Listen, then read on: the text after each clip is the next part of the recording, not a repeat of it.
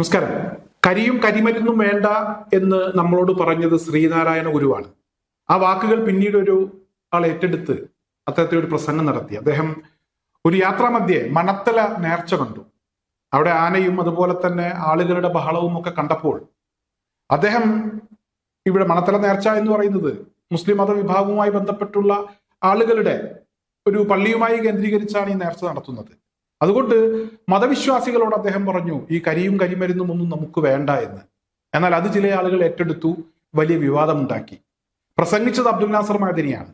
അദ്ദേഹം പറഞ്ഞത് ശ്രീനാരായണ ഗുരു നേരത്തെ പറഞ്ഞ ഒരു കാര്യവുമായി ബന്ധപ്പെട്ടാണ് എന്നാണ് ഞാൻ ഓർക്കുന്നത്. എന്നാലും രണ്ടുപേരും പറഞ്ഞത് ഒന്നാണ്.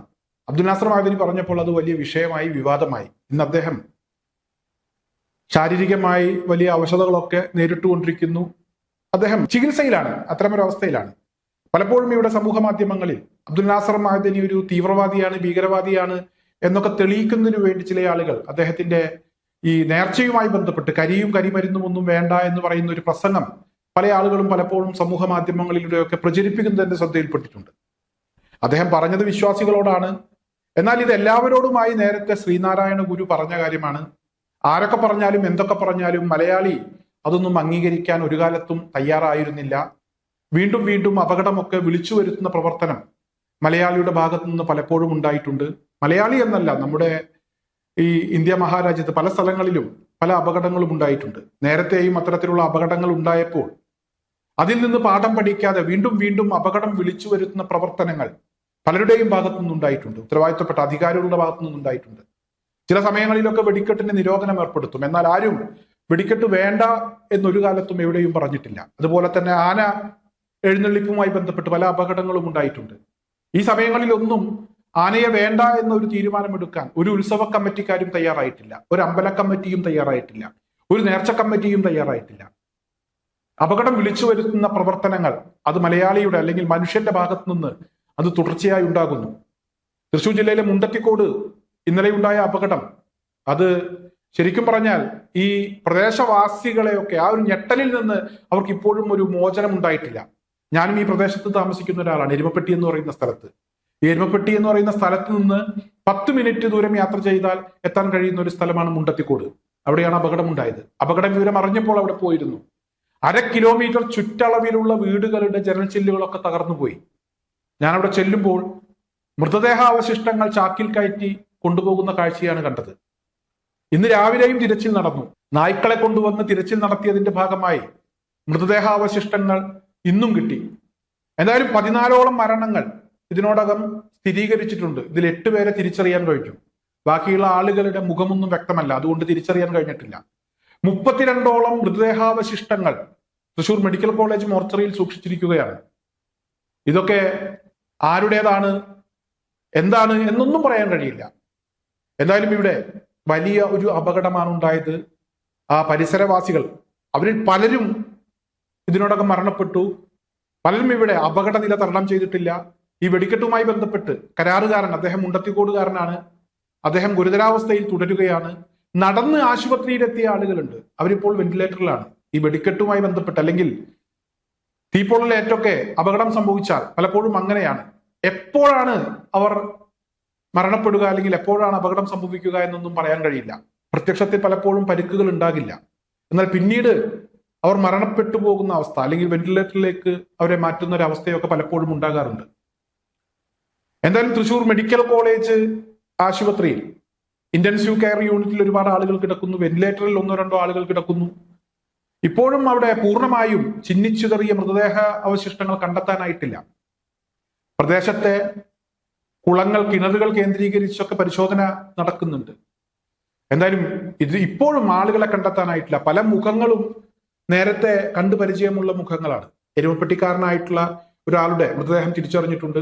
ഇനി തിരിച്ചറിയാത്ത മൃതദേഹങ്ങൾ അവരൊക്കെ എവിടെയുള്ള ആളുകളാണ് എന്ന കാര്യം നമുക്കിപ്പോൾ പറയാൻ കഴിയില്ല. മലപ്പുറം ജില്ലയിലെ എടപ്പാൾ സ്വദേശിയായിട്ടുള്ള ഒരാൾ മരണപ്പെട്ടിട്ടുണ്ട്, പട്ടാമ്പിക്കാരനായിട്ടുള്ള ഒരാൾ മരണപ്പെട്ടിട്ടുണ്ട്. എന്നാലും എത്ര ആളുകളാണ് ഈ അപകടത്തെ തുടർന്ന് മരിച്ചുപോയത്? പലരും ഇവിടെ ഈ അപകടവുമായി ബന്ധപ്പെട്ട് അപകടത്തിൽ പരിക്കേറ്റ ആളുകൾക്ക് ചികിത്സ ഉറപ്പിക്കുന്നതിന് വേണ്ടി, അവരെ സഹായിക്കുന്നതിന് വേണ്ടി രംഗത്തെത്തിയിട്ടുണ്ട്. മരണപ്പെട്ട ആളുകളുടെ ആശ്രിതർക്ക് സഹായം പ്രഖ്യാപിച്ച MA യൂസഫ് അലി സാഹിബ് ഉൾപ്പെടെയുള്ള ആളുകൾ രംഗത്തെത്തിയിട്ടുണ്ട്. സർക്കാരിന്റെ ഭാഗത്തു നിന്ന് ധനസഹായം പ്രഖ്യാപിച്ചിട്ടുണ്ട്. അതുപോലെ തന്നെ മറ്റ് ചില വ്യക്തികളൊക്കെ ഈ അപകടവുമായി ബന്ധപ്പെട്ട് അവരെ സഹായിക്കാൻ തയ്യാറായി രംഗത്തെത്തിയിട്ടുണ്ട്. എന്നാലും എനിക്കിവിടെ പറയാനുള്ളത്, പറയുന്നത് ശരിയാണെങ്കിൽ, നല്ല കാര്യമാണെങ്കിൽ, അത് ആര് പറഞ്ഞാലും അംഗീകരിക്കാൻ ഓരോരുത്തരും തയ്യാറാകണം എന്നുള്ളതാണ്. ശ്രീനാരായണ ഗുരു അദ്ദേഹം നേരത്തെ തന്നെ പറഞ്ഞതാണ് കരിയും കരിമരുന്നും വേണ്ട എന്ന്. ഞാൻ പറഞ്ഞല്ലോ, പിന്നീട് അബ്ദുൽ നാസർ മഅദനി ഇക്കാര്യം ആവർത്തിച്ചപ്പോൾ അത് വിവാദമാക്കാനാണ് ചില ആളുകളൊക്കെ ശ്രമിച്ചത്. തൃശൂർ പൂരവുമായി ബന്ധപ്പെട്ട് തെച്ചിക്കോട്ടുകാവ് രാമചന്ദ്രൻ തന്നെ ഇവിടെ പൂരം എഴുന്നള്ളിപ്പിന് ആ ആനയെ തന്നെ കൊണ്ടുവരണം എന്ന് ചില ആനപ്രേമികൾ വാശി പിടിച്ചു. ഈ ആനക്ക് കണ്ണിന് കാഴ്ചയില്ല, അതുകൊണ്ട് ആനയെ എഴുന്നള്ളിക്കാൻ പറ്റില്ല, പൂർണ്ണമായും ഈ ആന ഫിറ്റല്ല എന്ന ഒരു അഭിപ്രായം അല്ലെങ്കിൽ അത്തരത്തിലൊരു തീരുമാനം ഇവിടെ ഉത്തരവാദിത്തപ്പെട്ട ആളുകളുടെ ഭാഗത്തു നിന്നുണ്ടായപ്പോൾ ഇവിടെ ആനപ്രേമികൾ പരസ്പരം കലഹിച്ചു. സമൂഹ മാധ്യമങ്ങളിൽ ഉത്തരവാദിത്തപ്പെട്ട ആളുകളെ തെറി വിളിക്കുന്ന ചില ആനപ്രേമികൾ വരെ ഉണ്ടായി. ചില ആളുകൾക്കൊന്നും ആനപ്രേമം ഒന്നുമല്ല വിഷയം. എന്ത് വിഷയം എവിടെ സംഭവിച്ചാലും, എവിടെ ഒരു തീരുമാനമെടുത്താലും അതിൽ എന്തെങ്കിലുമൊക്കെ കുറവുകൾ കാണുക, വിവാദമുണ്ടാക്കുക എന്ന രീതി ചില ആളുകൾക്കുണ്ട്. അത്തരത്തിലുള്ള രീതികളൊക്കെ മാറ്റി നേർവഴിക്ക് ചിന്തിക്കാൻ ഓരോരുത്തരും തയ്യാറാകണം. ഇത്തരത്തിലുള്ള അപകടങ്ങൾ ഇനിയും ഉണ്ടാകാതിരിക്കാൻ വേണ്ട ഇടപെടൽ ഉണ്ടാകണം. അതിനു വേണ്ട ഒരു തീരുമാനം ഏവരും എടുക്കണം. പലരും ഇനി ഈ ഒരു മേഖലയിൽ തൊഴിലെടുക്കാൻ തയ്യാറില്ല, കുട്ടികൾ ഇനി ആ ഒരു തൊഴിലിന് പോകണ്ട എന്നൊക്കെ രക്ഷപ്പെട്ട ചില ആളുകളുടെ ചില പ്രതികരണങ്ങളൊക്കെ നമ്മുടെ മാധ്യമങ്ങളിലൂടെ എന്റെ ശ്രദ്ധയിൽപ്പെട്ടു. ഓരോരുത്തരും അങ്ങനെ ചിന്തിക്കാൻ തയ്യാറാകണം. ഇത്തരത്തിലുള്ള അപകടങ്ങൾ ഇനിയും ഉണ്ടാകരുത്. ഈ അപകടവുമായി ബന്ധപ്പെട്ട് ഒരു നാട് മുഴുവൻ കണ്ണീരിലാണ്. ആ പ്രദേശവാസികൾ ആ ഞെട്ടലിൽ നിന്ന് അവർക്ക് ഇപ്പോഴും ഒരു മോചനം ഉണ്ടായിട്ടില്ല. അതുപോലെ തന്നെ അവിടെ ചെന്ന ആളുകൾ, ആ ദൃശ്യങ്ങളൊക്കെ കണ്ട ആളുകൾ, അവരുടെ മനസ്സിൽ നിന്നും ആ ദൃശ്യങ്ങളൊന്നും മാഞ്ഞു പോയിട്ടില്ല. അതൊക്കെ ഇപ്പോഴും ഇങ്ങനെ നിൽക്കുകയാണ്. പലരും മാനസികമായൊക്കെ വല്ലാത്ത ഒരു അവസ്ഥയിലേക്ക് പോയിട്ടുണ്ട്. അതുകൊണ്ട് ദയവ് ചെയ്ത് ഇത്തരത്തിലുള്ള നീക്കങ്ങൾ, ഇത്തരത്തിലുള്ള വെടിക്കെട്ട് പരിപാടി, കരിമരുന്ന് പരിപാടി, ഇതൊക്കെ വേണ്ടെന്ന് വെക്കാൻ ഓരോരുത്തരും തയ്യാറാകണം.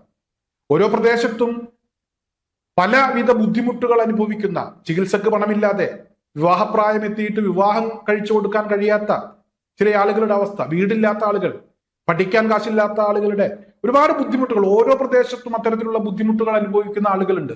ഇങ്ങനെ കത്തിച്ചു കളയുന്ന പണമെടുത്ത് അത്തരത്തിലുള്ള ആളുകളെ സഹായിക്കാൻ തയ്യാറാകണം. അതുപോലെ തന്നെ ഇവിടെ ഈ ആനയ്ക്ക് കൊടുക്കുന്ന കാശ്, ഈ കഴിഞ്ഞ ദിവസങ്ങളിൽ വന്നൊരു വാർത്ത, ഒരു അമ്പലത്തിൽ ആനയെ എഴുന്നള്ളിക്കാൻ ലക്ഷക്കണക്കിന് രൂപ ആനക്ക് വേണ്ടി ചെലവഴിക്കാൻ ചില ഉത്സവ കമ്മിറ്റിക്കാർ തയ്യാറായി, ചില അമ്പലി കമ്മിറ്റിക്കാർ തയ്യാറായി എന്നൊക്കെയുള്ള വാർത്ത കണ്ടു. അത്തരത്തിൽ ഈ കാട്ടിൽ ജീവിക്കുന്ന ഒരു മൃഗത്തെ പിടിച്ചുകൊണ്ടുവന്ന് എഴുന്നള്ളിച്ച് അതിന്റെ പേരിൽ കാശ് ചെലവാക്കുന്ന ആളുകൾ ഒന്ന് ചിന്തിക്കാൻ തയ്യാറാകണം. ഒരു ആന ഇടഞ്ഞാൽ, ഇനി വലിയ ചൂടാണ് ഈ ഒരു സമയത്ത്, തൃശ്ശൂർ പൂരമൊക്കെ ഇനി ചടങ്ങ് മാത്രമാണ് നടക്കാൻ പോകുന്നത് എന്നൊക്കെ അറിയാൻ കഴിഞ്ഞു. എന്തായാലും ഈ പൂരവുമായി ബന്ധപ്പെട്ട് ഈ ചൂടുകാലത്ത് ആനയെ എഴുന്നള്ളിച്ച് ആന ഇടഞ്ഞ് അതിന്റെ ഭാഗമായി ഒരു ദുരന്തം കൂടെ താങ്ങാനുള്ള ശേഷി നാടിനില്ല. അതുകൊണ്ട് അത്തരത്തിലുള്ള കാര്യങ്ങളിലൊക്കെ കൃത്യമായി ചിന്തിച്ചൊരു തീരുമാനമെടുക്കാൻ ഓരോരുത്തരും തയ്യാറാകണം എന്ന് മാത്രമാണ് എനിക്ക് ഈ ഒരു അവസരത്തിൽ അഭ്യർത്ഥിക്കാനുള്ളത്.